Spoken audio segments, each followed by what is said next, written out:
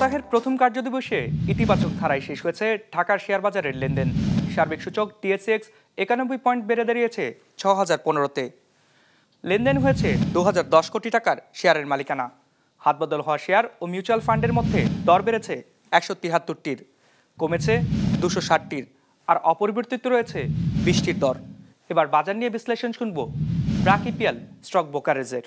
আজ টার্নওভারের দিক থেকে মার্কেট ঊর্ধ্বমুখী প্রবণতা প্রদর্শন করে, যা গত বৃহস্পতিবারের তুলনায় 25.1% বেশি। এদিকে অধিকাংশ লার্জ ক্যাপ সেক্টরে আজ পজিটিভ পারফরমেন্স দেখা গিয়েছে, যেখানে সবচেয়ে ভালো পারফর্ম করেছে telecommunication sector, followed by NBFI এবং ব্যাংকিং সেক্টর। আজ টার্নওভারের দিক থেকে সবচেয়ে ভালো পারফর্ম করেছে banking sector, followed by pharmaceutical sector এবং টেলিকমিউনিকেশন সেক্টর।